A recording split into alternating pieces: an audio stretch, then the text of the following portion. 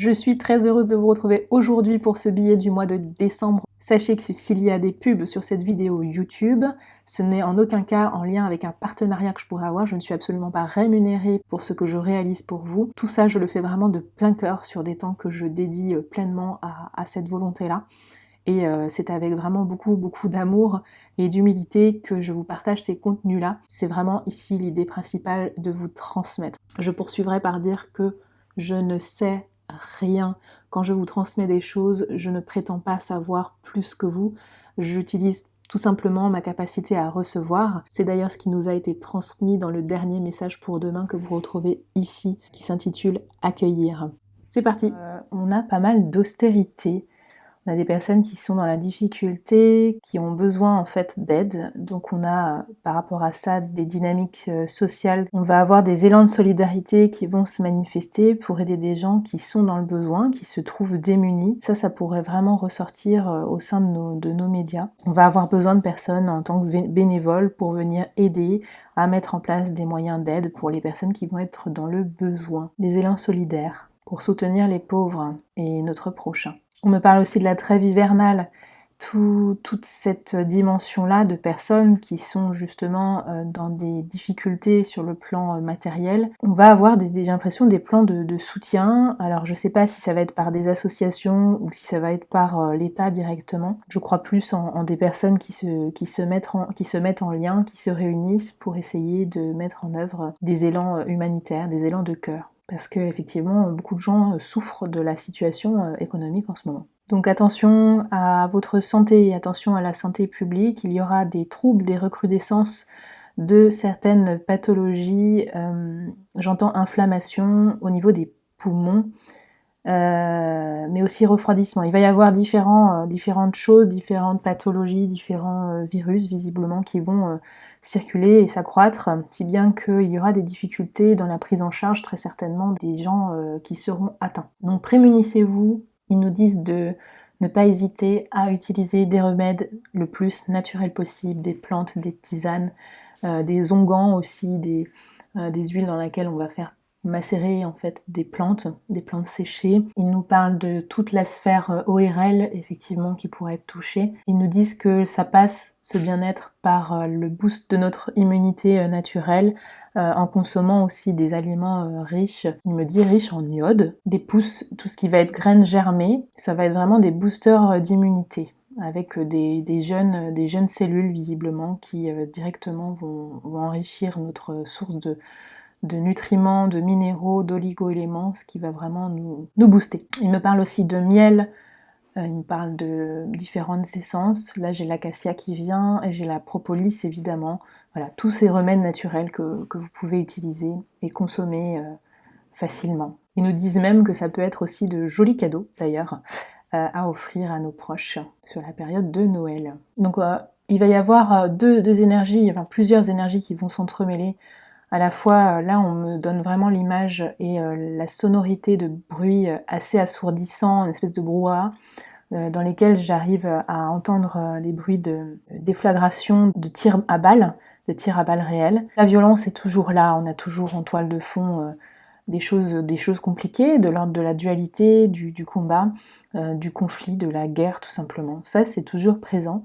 Mais là-dessus, il nous invite à tourner notre regard vers la magie de cette période de fête, en ouvrant notre cœur en fait à la beauté de ces moments, à l'éclat, à notre éclat intérieur. Il nous demande d'aller plonger au cœur de la spiritualité de ces moments de fête.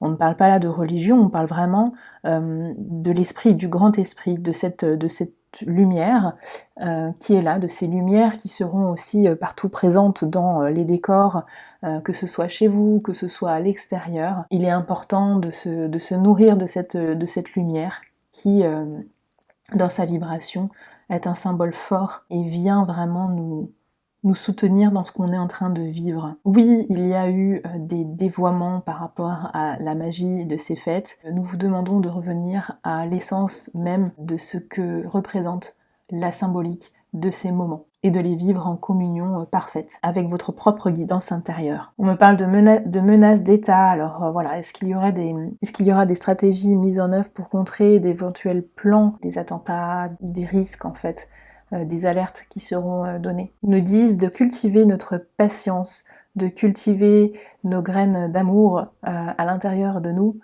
et de ne pas succomber à cette violence, de ne pas succomber à ce nuage grisâtre qui tonne et qui se rapproche aussi de plus en plus de nous. Il nous demande de nous fondre en fait dans notre lumière, car là rien ne peut nous atteindre en réalité dès lors que vous êtes à l'intérieur de vous-même dans cet égrégore d'amour que vous pouvez connecter directement dans l'intention, dans la force d'intention. On nous demande de célébrer la vie. On nous parle de retour à la foi en ce que nous sommes directement. On nous demande de faire résonner l'éclat en nous pour contrer les bruits du tonnerre extérieur qui seront parfois des bruits assourdissants, voire abrutissants. De l'éclat à l'intérieur de nous-mêmes sera beaucoup plus léger. Ils ont envie de nous donner une clé magique pour bien parcourir ce mois de décembre.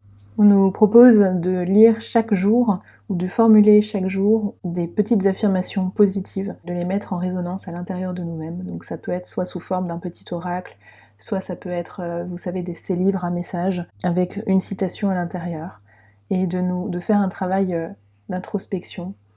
Chaque jour, en fait, en réalité, peut être porteur de messages sur ce mois de décembre pour avoir une clé essentielle à notre propre chemin. Décembre va solliciter notre force d'être, notre force d'esprit, notre force de cœur. Il sera parfois déroutant, nous plongeant parfois dans notre amertume personnelle. Il va se présenter au public avec des coups de tonnerre, des coups d'effroi, beaucoup d'incertitudes, mettront beaucoup de personnes mal à l'aise, dans un sentiment d'inconfort. Ne vous laissez pas bercer par cette hostilité, par cette austérité. Retournez dans votre éclat intérieur.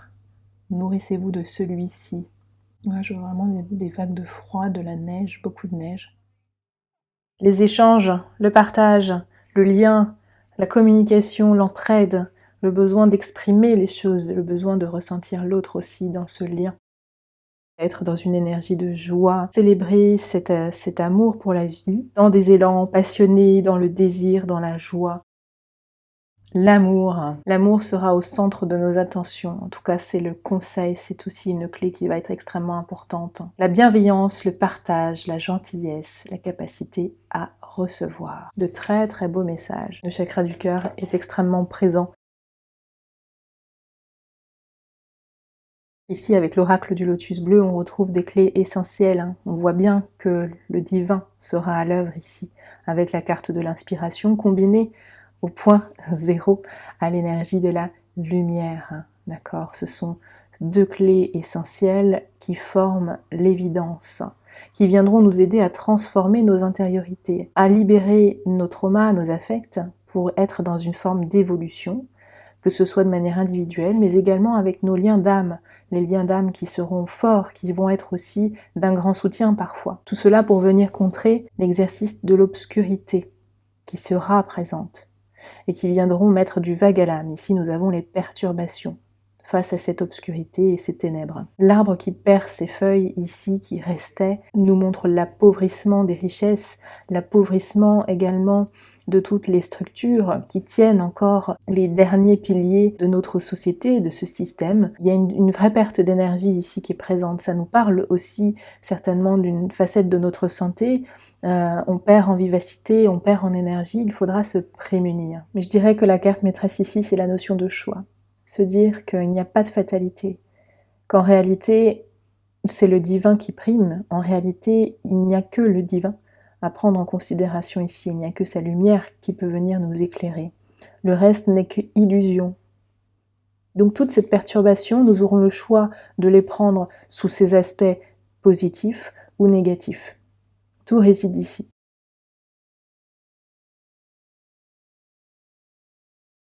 On sent bien qu'ici, dans cette direction-là, les villes vont être en difficulté par rapport à des problèmes de santé, comme on a pu en parler au niveau de la canalisation. Il va y avoir une difficulté à prendre une direction, à trouver une issue par rapport à ces problématiques-là, très certainement due à cette configuration qui, elle aussi, s'est appauvrie au sein des prises en charge des patients, dans les possibilités qu'on connaît aujourd'hui, qui sont restreintes par les moyens, par le personnel. Donc ça va vraiment nous mettre en crise, nous mettre en doute. C'est une confirmation et c'est une affirmation ici qui se présentent quant à ces difficultés-là, sur lesquelles il va falloir trancher, prendre des décisions, faire des choix.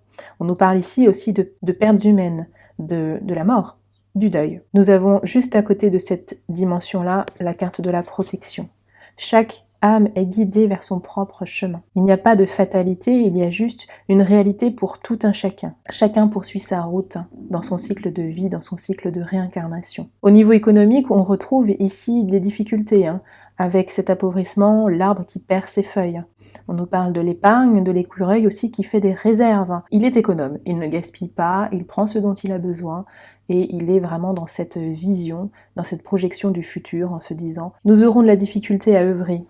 Nous devrons parfois nous entraider, trouver par des petits moyens des possibilités pour nous retrouver, bricoler, j'allais dire, dans notre intériorité, dans nos propres maisons, dans nos chaumières, faire les choses par nous-mêmes, en étant toujours dans cet état d'esprit d'économiser au maximum. Donc on fait avec nos propres moyens, vraiment avec nos propres mains. On est dans une forme d'économie. De la lenteur à agir, des contraintes très certainement, du poids. C'est toujours dans cette dynamique-là qu'on continue à évoluer depuis cette fin d'année, depuis le mois de novembre, depuis le mois de septembre, octobre, on est dans cette dynamique-là, les énergies ralentissent aussi. Message de l'archange Michael, l'ange bleu. L'ange des cœurs, vérité. Soyez tout à fait honnête avec vous-même dans toutes vos pensées et vos actions, car c'est seulement en étant honnête avec vous-même que vous pourrez l'être avec les autres. L'ange des cœurs est là pour vous aider à rompre un vieux mode de comportement, mais elle a besoin de votre totale confiance. Soyez conscient de vos pensées. La simple conscience de vos pensées et de vos peurs vous permet de commencer à les transformer. Chaque fois que vous avez une pensée négative, observez-la simplement et laissez-la s'en aller. Imaginez-la se transformer en lumière, puis disparaître. Les pensées positives sont un choix conscient. Vous avez évolué de manière si diversifiée ces dernières années que vous ne pouvez pas laisser vos peurs vous empêcher de faire l'expérience du bonheur qui vous attend. À ce moment, rappelez-vous que vous êtes toujours sain et sauf, aimé et protégé. Vous n'avez rien à craindre. L'amour est tout ce qui satisfait mon âme, est ma vérité. Très très belle carte. Nous avons la numérotation 9 sur cette carte. Le 9 est toujours annonciateur d'une fin de cycle et d'un début de renouveau à venir par la suite. On retrouve beaucoup de clés dans cette carte, notamment avec toute l'allégorie de la lumière, toute sa symbolique, toute son essence qui va être en fait la base sur laquelle nous allons pouvoir nous structurer, nous ancrer. Elle est notre énergie de vie, elle est notre souffle de vie. Nous aurons le choix d'inverser la vapeur par rapport à ce qui va nous être proposé, par rapport à ces bruits, ce brouhaha assourdissant. Nous pourrons aller vers l'épuration de ces bruits, nous pourrons aller dans des zones intérieures où le silence se fera, le calme sera prédominant. Et c'est là que nous pouvons nous transformer. Ce choix, c'est à nous de le faire. Je vous dis à très vite pour une nouvelle vidéo.